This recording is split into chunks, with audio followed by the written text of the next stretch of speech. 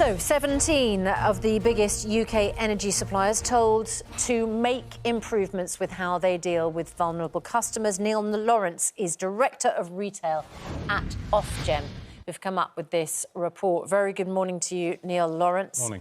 Who are the companies and what should they be doing?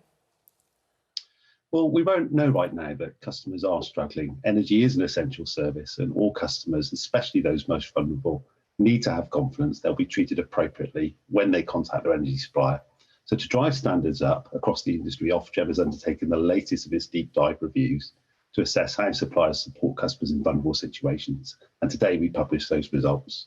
OK, severe weaknesses. Yeah, we've got, as I understand it, sorry, Mr Lawrence, as I understand it, severe weaknesses have been discovered at 5 suppliers: Good Energy, Outfox, So Energy, True Energy and Utilita. We've already had 2 comments this morning from viewers. Heather, I'm a vulnerable customer, unable to get through to Utility Energy. Margaret, I hope you're proud of yourselves, Utilita Energy. I haven't received any vouchers for electricity, phoned, emailed, DM through Twitter and even posting on Twitter. Utilita is one of those companies, isn't it? What should they be doing for vulnerable customers? Yeah, so our expectations are really clear. So suppliers should be proactively checking and recording which customers are in a vulnerable situation. Even if customers don't volunteer that information, supplier agents should be trained to spot the signs of vulnerability, and then they can provide access to all the support that is available for those customers.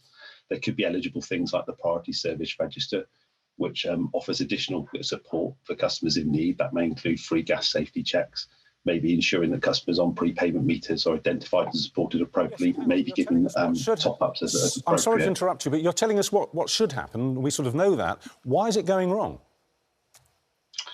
So we have undertaken this market-wide compliance reviews or set of deep dives across the industry to drive standards up. We recognise that customers are absolutely struggling right now across the cost of living crisis. Why is it going wrong? Can you just explain why these failings are so manifest? I mean, almost all the companies at some level are failing badly. Why is that happening? Can you explain that to us, please? So to drive standards up, why it's failing, we were concerned with the reports that we were receiving earlier this year. We were concerned about the standards in the industry, and we've undertaken these reviews to drive those standards up. No, can you tell us why? No, I'm so sorry. It's a really simple question, and I don't mean to be in any way aggressive, but you're just not answering it. Why does this problem exist? Why has this report come out and lambasted these companies so comprehensively? What is going wrong? Can you just explain that, please? Yeah, so what we're finding is that companies aren't setting themselves up for success to support those vulnerable customers in the appropriate way. So our report, and when we did our work, we found that the governance structures weren't in place to oversee the treatment of vulnerable customers. We understood that the policies weren't in place to set the company up for success. The quality assurance wasn't there, and the processes, therefore, didn't deliver the customer outcomes that were required. Do you know... And that's what the report showed. Yeah, Mr Lawrence, do you know how many people still aren't getting the £400 or the first tranches of that £400? Because that's what one of those viewers had said they still hadn't received. So we do have some data on how many customers have not received the £400 credit, particularly for prepayment beta customers. It's important to recognise that the suppliers have sent these vouchers out. They have communicated. A number of charity groups have also communicated with customers to inform that these vouchers will expire. We're keen that people do get access to all the help and support that is in place this year. If you feel that you have that problem and you haven't had your voucher, our advice to you is that you contact your energy supplier, you explain that situation, and they should be able to resolve that situation for you. Well, they are trying to contact them, and they're saying they're not getting any reply. They're emailing them, they're texting them, they're writing to them, and they just get a blank wall of nothing. Yeah, and that's exactly why we've undertaken this proactive set of reviews this year to ensure that we drive standards up across the industry. What customers need at this difficult time, and some customers are in vulnerable circumstances for the very first time, due to the wider cost of living crisis, we need to drive standards up, and we need to ensure. Say that again.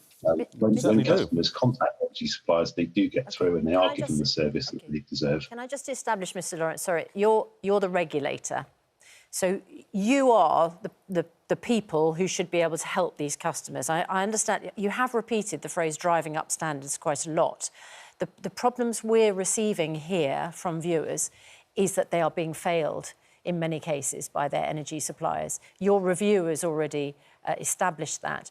What are the consequences then for energy suppliers? And can customers contact you at Ofgem or somebody at Ofgem because they're not getting the response they need from their energy supplier? So I recognise it's a tough time for consumers. I talk to them all the time. And we've undertaken this review. We've agreed improvement plans with all of the suppliers. They're taking action now, which is Sorry, what we can you want just to see. please answer the question? Susanna asked you if they can contact you. Can they contact you directly? Yes or no? So customers can contact us, but our advice is that customers contact their supplier in the first instance. Their supplier should be palm them off. Their suppliers are palming them off. You don't seem to understand this, and yet it's in your report. I find this a complete non sequitur. The suppliers won't take the calls. They won't answer them. So that's why that's why Susanna's suggesting that these poor people turn to you. You're the regulator. Wouldn't that be a good idea to talk to you? In the first instance, what we want suppliers to do is resolve this situation. It's important that if a customer is in difficulty, the first thing that they do is contact their supplier. They should be able to provide them access to all the help that they need. And we want suppliers to take responsibility for servicing their customers. We want suppliers to take responsibility for this situation. And the consequences if they don't, Mr. Lawrence? Yes, certainly. So, if suppliers don't fulfil these action plans, don't set about the tasks that we've given them, then we will undertake further steps. That can include fines, further enforcement action, and ultimately licences can be taken away if suppliers don't comply with our rules. Okay. And that's what we will do. OK. Neil Lawrence, Director of Retail at Ofgem. Thanks very much indeed. Utilita said, we are confident that our customers are happy with the support we provide.